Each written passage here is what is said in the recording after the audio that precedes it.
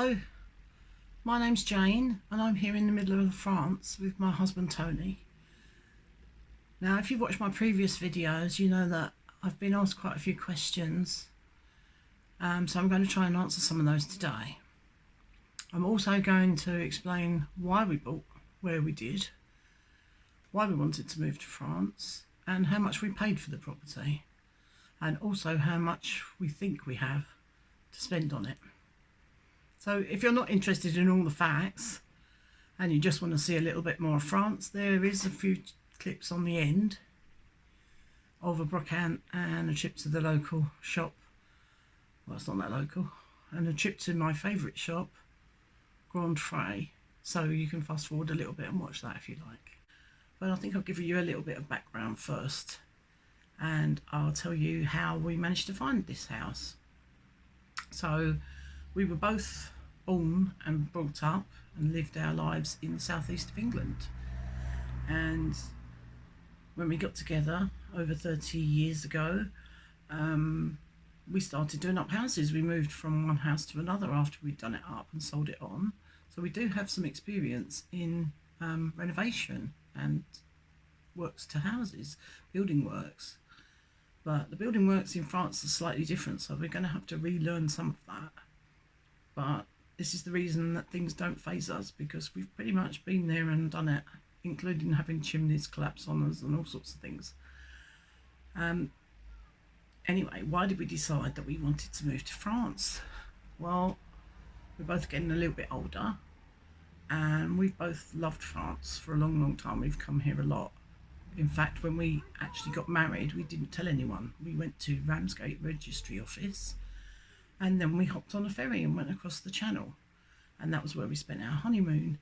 We went to Lille Braderie, which is a huge Brocante market, on the first weekend of September every year. And we went there every September for years after. We haven't been for a while. It got a little bit too commercial and a bit more pricey. But it's still a nice place to visit. So that was our introduction to France, and then we travelled around a lot of other places and we just liked the lifestyle. We decided that if we could, we'd like to move to France eventually and do a place up, because there's some beautiful historic buildings here and they don't cost a lot of money. So part of the reason was the budget. We could have a very big house or more than one house for what we paid for our house in the UK and have money left over. Also, it's a much more peaceful, relaxed way of life out here. Things tend to go a little bit slower. There's a lot less traffic, which is one of the main reasons Tony wants to come, because he's been running his steel business and he's had to spend a lot of time on the road doing deliveries or driving to site or even just driving to his workshop, and it becomes stressful. And that's another reason that we wanted to move to France, because running a big steelwork business and humping great lumps of steel around, you can't do that forever. You get a bit weary as you get a bit older. So it's time for Tony to stop doing that and supposedly to relax. You might think, wow, how can he relax doing all that work? But that's Tony's enjoyment. He loves doing DIY. And he can do it at his own pace, so there's no pressure. And he couldn't retire. He couldn't just give up and sit around all day. He'd be so bored. So over the years, we've developed several properties, and that's how we've created some money, some equity in our houses, which has allowed us to be able to buy a place in France. We've also set up a few businesses along the way. Up until recently, we had 2 businesses running. Tony has just closed his one so that we can move to France, because he can't physically run the business without him being there. The other business will be running. We have people that run that for us, and that will give us a small income, or a reasonable basic income, which will cover all our costs. So we're not desperate to start renting places out. One of our criteria, it was that we had to find somewhere that needed plenty to do to keep us going for a good few years, which I think this fits the bill. we decided to start looking after we sold our big house. Well, we sold our big house so that we could start looking. And we bought a flat, a doer-upper. So while we spent a year doing that up in Lee, we then had several visits out to France. So part of the criteria was that we didn't move too far south. A, because it would be a long way to travel back to see family, and we've got quite a large family. And B, because it might be a bit too hot. So we decided that we would start looking around the centre region. We started looking in the Loire Valley and the Charente. And we viewed a few properties, but we didn't find the one. So we did actually view one a couple of times, which we were very keen on, but I'm quite glad we did buy it now, because it had a huge spiral stone staircase, which was part of the appeal. But if you think about it, as you're getting older, 5 flights up a huge stone staircase is perhaps not very practical. So the following year, our friends were travelling down to Dordogne and renting a gîte for a couple of weeks. So they asked us to come and spend some time with them. So we thought that was a great idea. But we decided that we were going to have a few days part way down in France and have a little look around again while we were there. A slightly different area. So I tried to find us a gîte. We like to have a gîte which is in the town, walking distance to the bars and the restaurants, because we don't like to be in the middle of a field and have to drive everywhere. And that's not easy as you think. So I managed to find this little one in this town in the middle of France.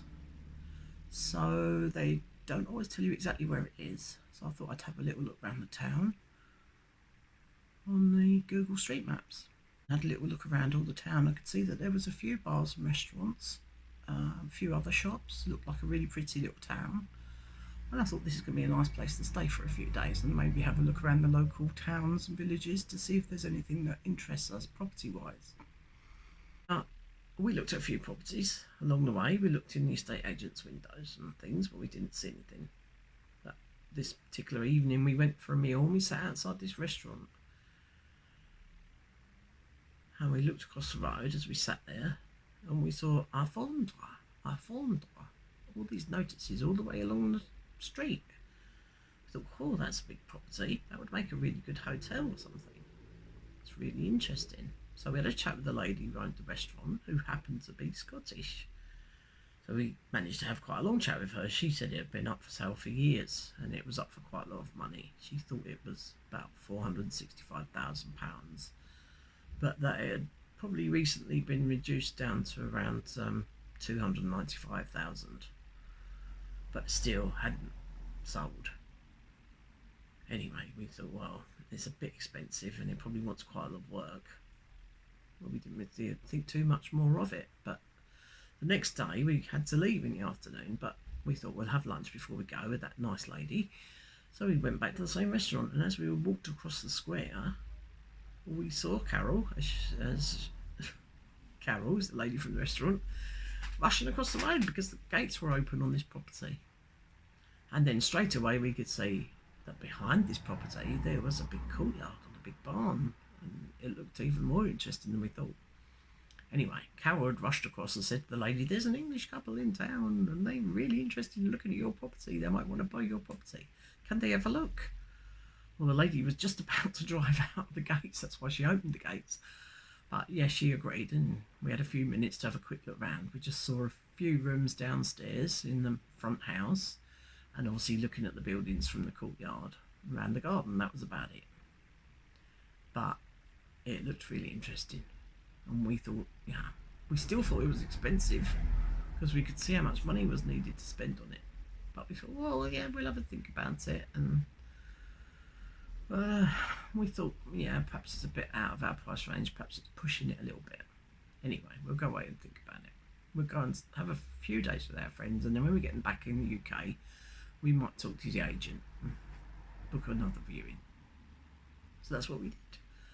We had a lovely time down in the Dordogne, went back to the UK, and a few weeks later we came back for a proper viewing, which took over an hour just to look around the buildings, and we still didn't see all of it. Anyway, we thought it was amazing.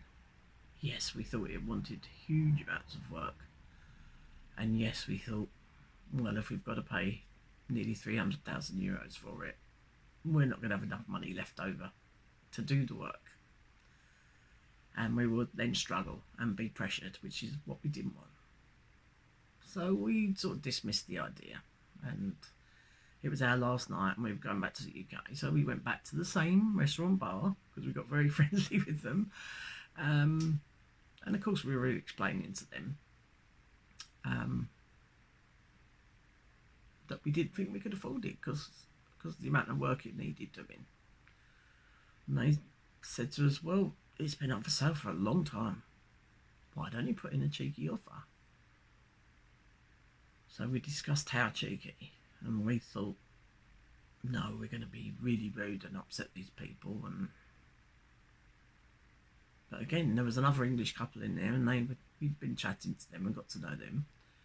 And he spoke very good French, and he offered to go over to the agent and put in a seriously cheeky offer for us.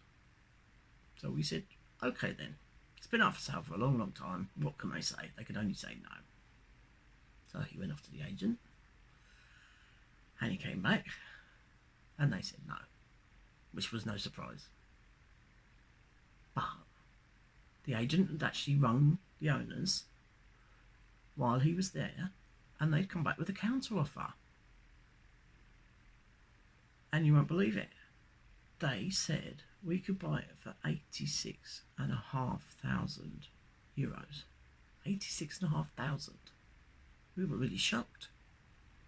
We never thought they'd accept anywhere near the cheeky offer that we'd put in, and they'd come back with such a low price. So what did we do? Well, we bought it, of course. What else can you do? We went straight over and agreed that we were going to buy it, and we suddenly bought all these houses. Now, the house that was in the middle, which wasn't included in the original package, it hadn't been lived in for about 30 or 40 years. You could see, just by looking at the outside, you could see there was broken gutters and the wall was damp and the roof was probably leaking. But we thought, well, surely we can find out who this belongs to, because really it should be part of the package, because it's in the middle of our garden where the walled garden comes out. It's sort of like, well, I'll show you the plan again so that you can understand what I mean by the middle house sticking into the rest of the plot. So we had to try and find the owner. We thought someone will know, and they did. Just happened to be another English lady who's also become a friend, and she knew the lady that had inherited it when her husband died. So she invited us round to hers, cooked us dinner, and invited the lady round, which was lovely. She cooked us a lovely roast dinner, and we all had a glass of wine and chatted about it, and the lady was quite happy to sell it for us. So we agreed on a price of €20,000. This is a 5-bedroom house. Yes, it wants a lot of work, but it's a 5-bedroom house, and apart from that, it has a third of the end barn, under which it has workshop rooms, and it's just an amazing price for a house. Yes, it had a big hole in the roof.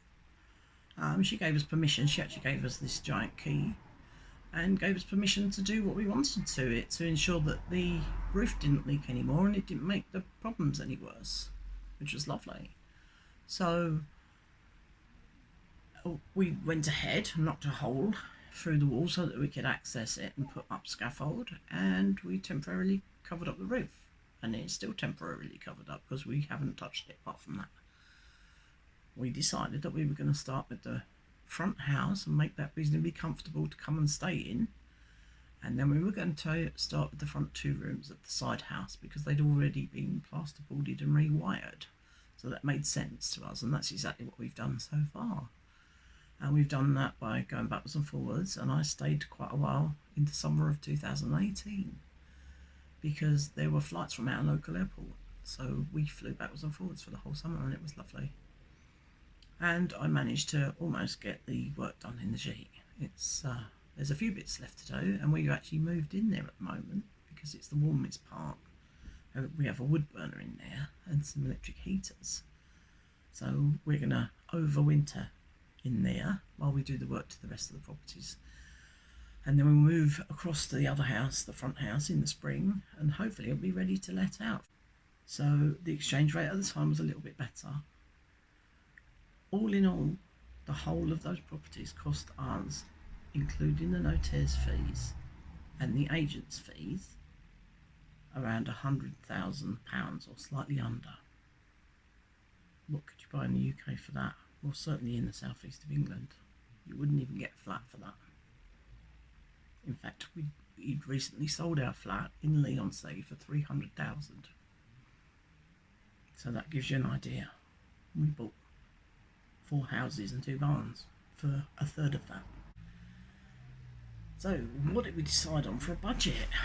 Well, again, we didn't want to stretch ourselves. So once we bought and paid for all the properties, we decided that we would allow in the region of 250,000 to do the basic works, and that once we had done that, we would have achieved some letting rooms, which would also go into the pot. As I said before, we have an income which covers us for all the basics and allows us to reasonably travel backwards and forwards to the UK when we want to and have a few nights out, etc. So we're not too badly off. We're quite comfortable with that safety net. So I hope that's answered that question. And the 250,000, I believe, is going to get swallowed up quite quickly, because as you can see, we have some big ongoing projects with roofs and walls which now need rebuilding, which they probably needed rebuilding anyway, some of it, and a whole lot of plumbing, a whole lot of rewiring, and all that goes along with that. So we're going to prioritise what we do first, so that we cover everything so nothing gets any worse. And we're going to prioritise things like rewiring and making sure everything's safe, plumbing so that we have plenty of bathrooms and hot water, and that will be before we do much in the way of decorating things, and before we move on to the house that we're actually going to live in. So I think that's going to be a few years away yet, but follow us on here and you'll see what happens. So here it is. You can pause it if you need to study it closely. Now, the piece in orange, which we've called the middle house, is the one that wasn't included in the original purchase. So just as an explanation, the rest of it was. And it's just the orange bit that I'm referring to in the middle is the 5-bedroom house, which was €20,000. We had a recent visit to the Brocante again, the one in Chateau that we've been to before. And at the same time we went to the Grande. So here's a few clips of that for you. Right, Tony is measuring up the swimming pool cover. We don't have a swimming pool, but our friends do. So they might be interested. 1.5? Sorry, 5.5 wide. Obviously we can't measure how long it is, but...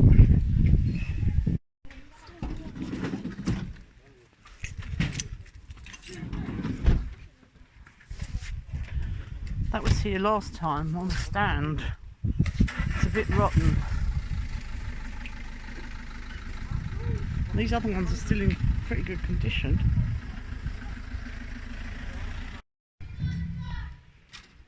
These are 1.6 diameter. A washing machine. Air flam. Wow. It's quite funky.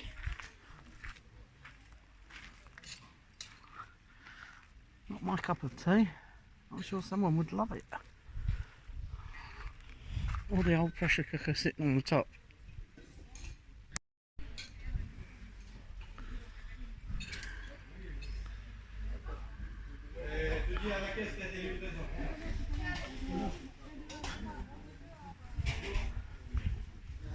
There's piles and piles of it.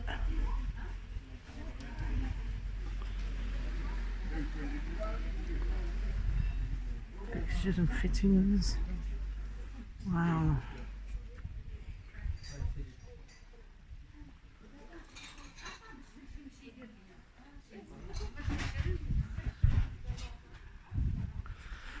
a rather nice chair. Well, it would be.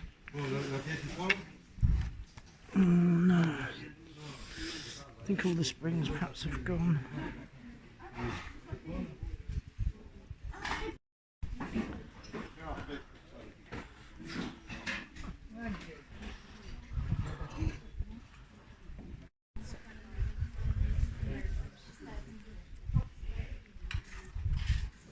These are good. Not the tops, obviously. I like the look at them, all the bottoms. They're cute, aren't they? What is it, Tony?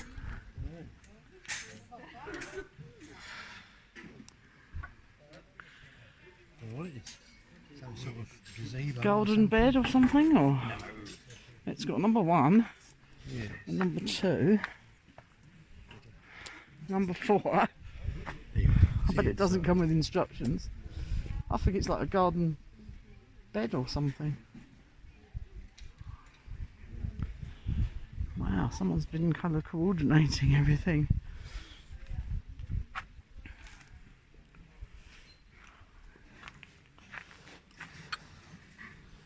Oh, Shannon's got cracks.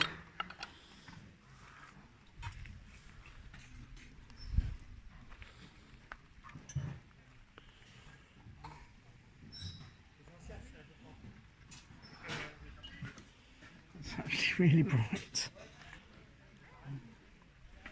Oh, is that a chicken? It is.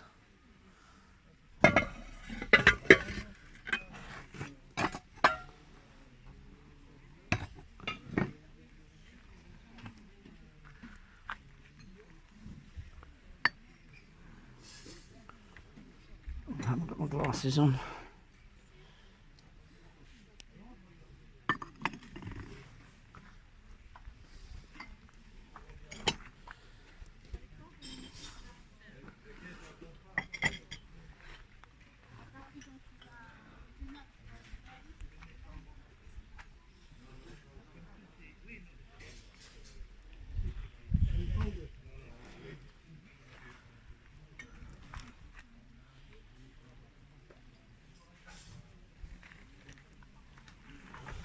That's rather pretty. France. That's all it says.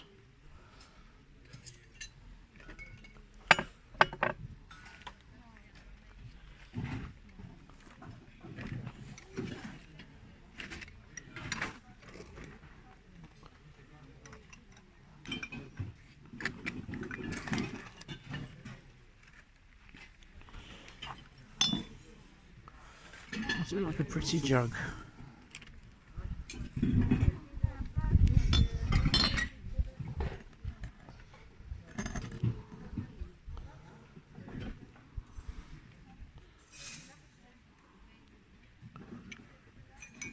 Yeah, it's all very local, that one.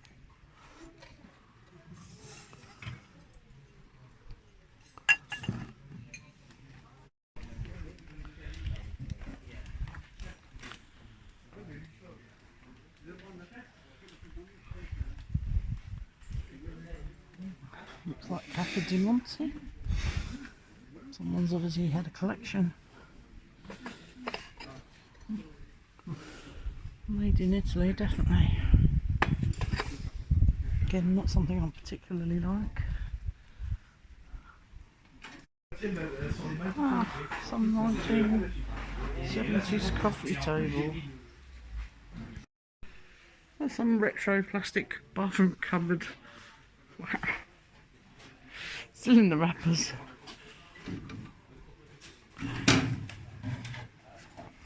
Oh, I can't open the drawers. Pardon?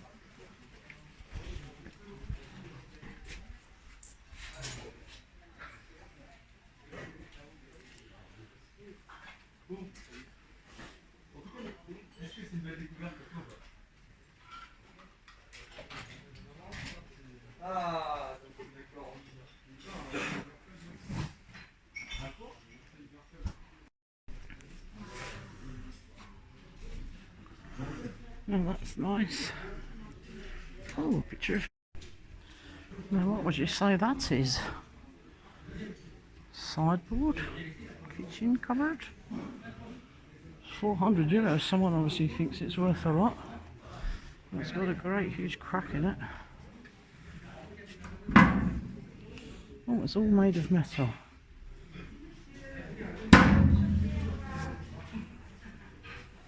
I think of better things to spend €400 on.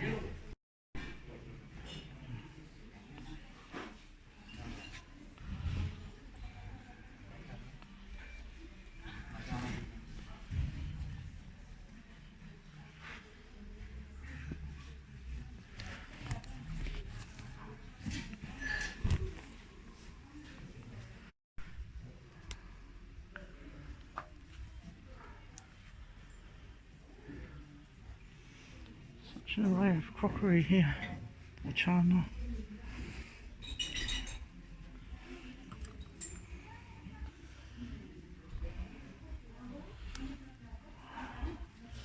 I really need my glasses. Can't read that one.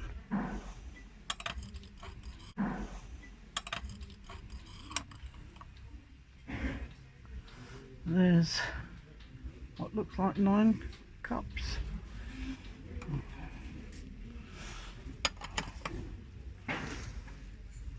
9 cups, 9 saucers. Wow. And it's all really cheap.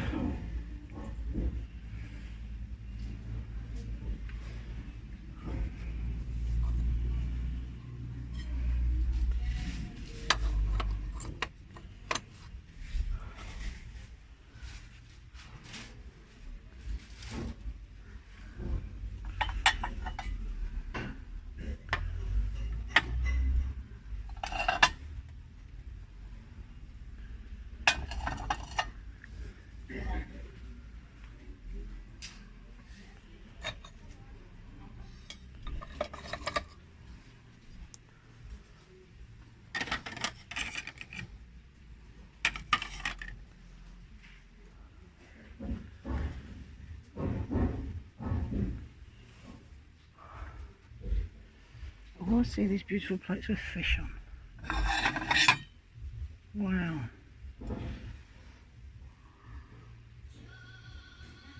Just trying to read the label.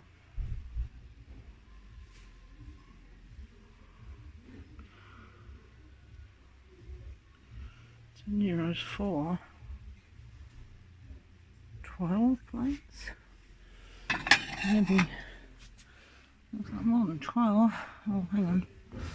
4, 6, 10 maybe.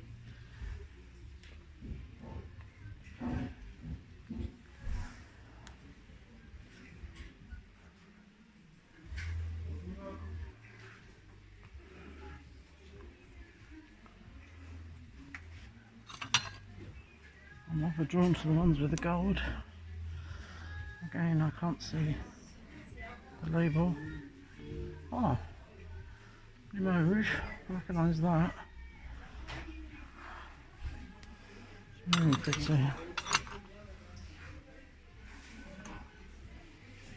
Can't see a price on that.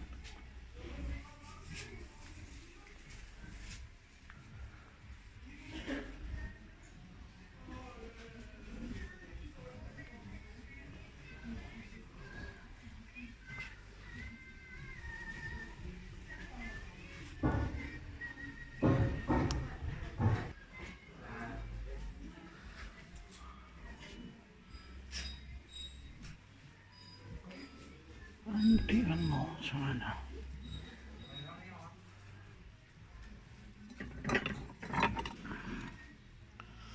That's a pretty pattern. No, it hasn't even got a mark on the back of that one. Oh, that's unusual. Looks sort of 1950s or 60s, that looks to me.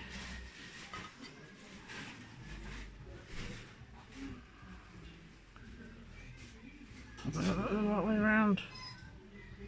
No.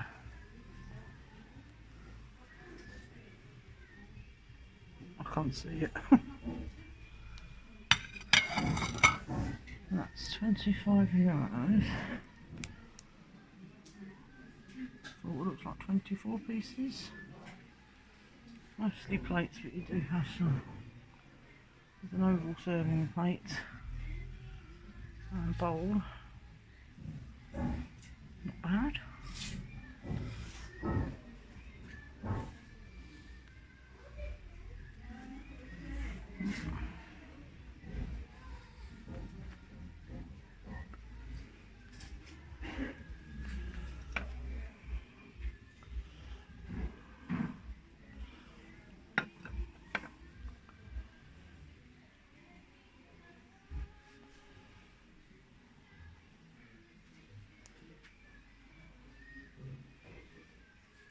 Quite a few sets of these storage jars. I want some more fishy plates, but blue and white ones. €9 for 6, and one of which is a serving plate, or is that separate? I think we've only got five plates and a serving plate with a big carp. A bit dainty, but it's very pretty.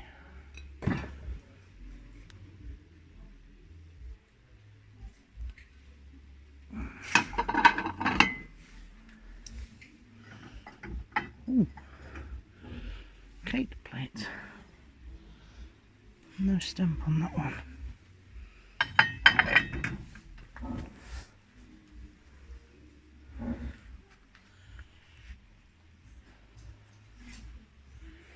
€7 for a great big charger.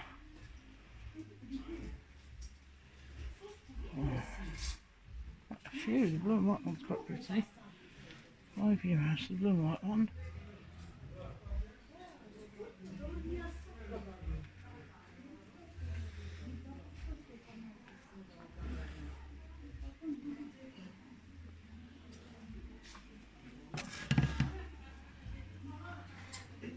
€3.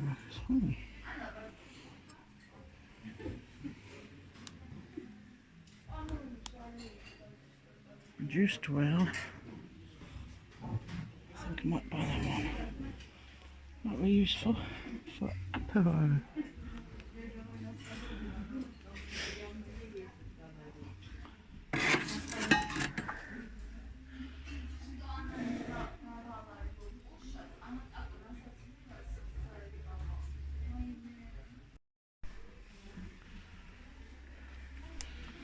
How much for a battered old trumpet? That's not even a trumpet, is it? Anyway, it's €25.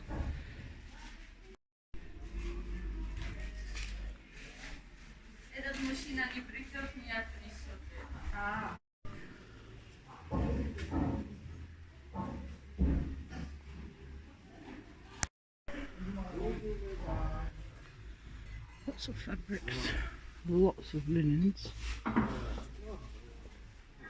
See you back in the motor. See you now.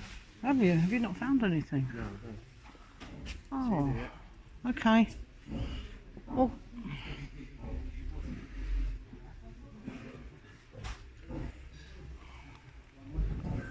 oh. 12 serviettes.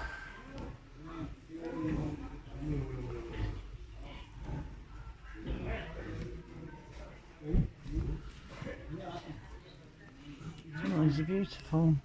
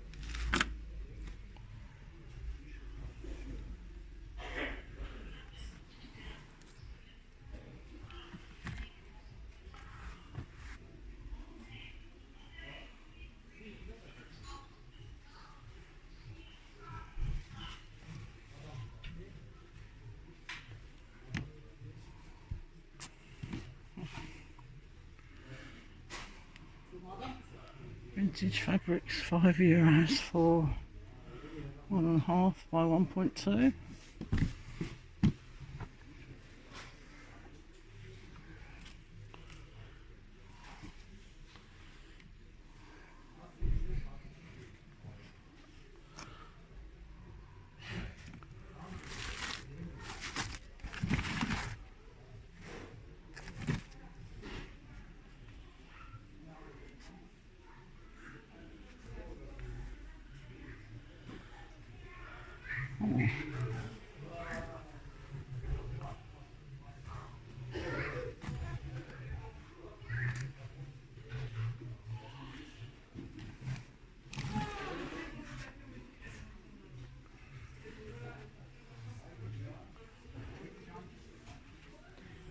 Zips.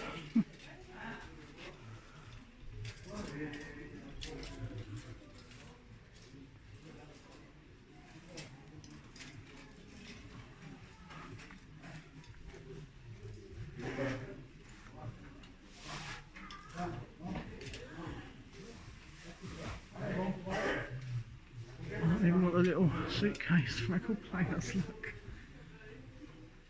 Like I had when I was a teenager. That one looks quite interesting, the tape deck, look. And a projector.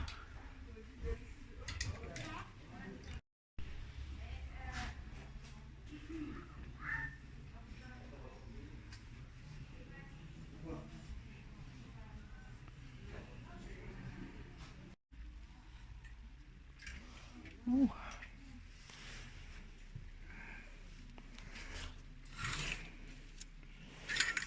Wow. 18 euros.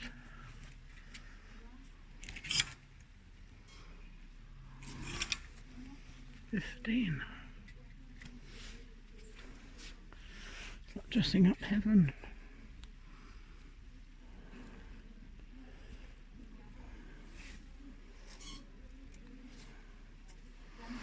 Ooh.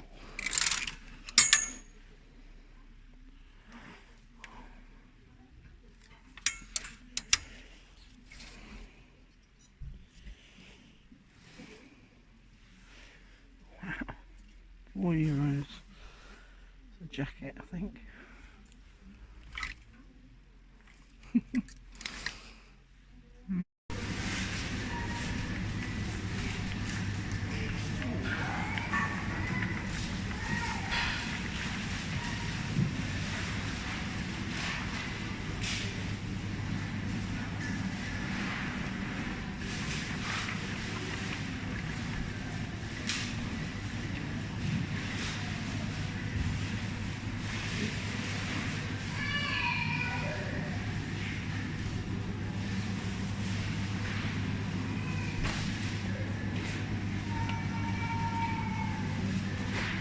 Yeah, it's the same as the rosé that we bought, so it's quite good, that one. You want some rosé as well? It's very, look, you get 3 litres for €11 there of that one. But you get 5 litres in the rosé for €12.99, so €13. I think that works out about less than €2 for a bottle size. Do you want some rosé as well? Yeah, go on then. Bags, have we? We'll have to buy some, won't we? I keep forgetting to put them back in the car. Oh, that's got wheels on, Tone. Oh. Ah, the important stuff.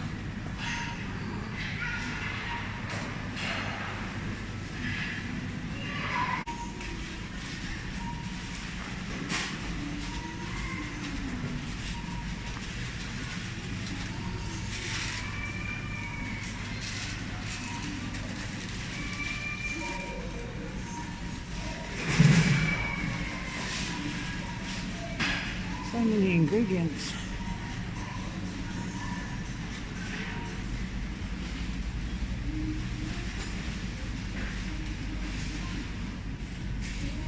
Dried fruits, coconut, dates, prunes, nuts, seeds, More dried fruits. Wow. Almonds, almond flour. Oh, baking ingredients. Brilliant. One day we've got to put the kitchen.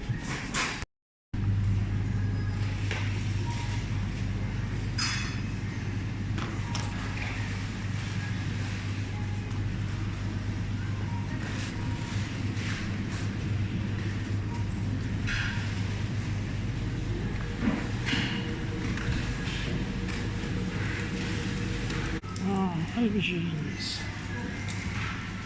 Every size and colour. Well, they're all purple or stripy. Some amazing things.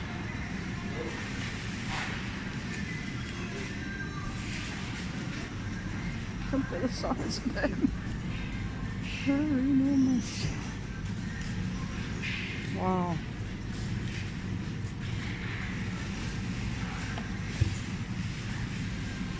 Oh, and cooked beetroot. Fantastic. What are these? Green olives? No.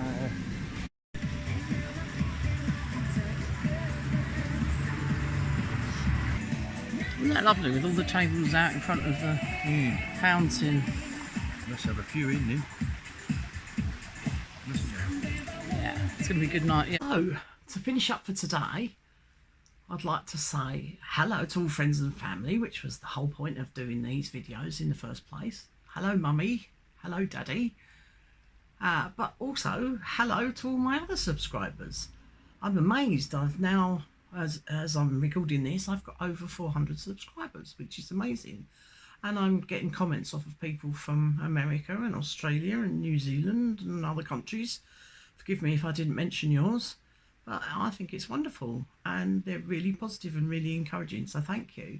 Thank you to everyone who's subscribed. And I hope that these videos are improving slightly. I have actually got a microphone now, so I hope the sound has improved a little bit. But just thank you very much. And I'm loving it. I'm really enjoying it. I found a new hobby I never thought I'd have. And please keep watching because there's much, much more to come. So bye for now. And next time we'll be doing a little bit more touring around the house because we haven't seen all of it yet. And we'll probably be off to the very special Brocante with our friends.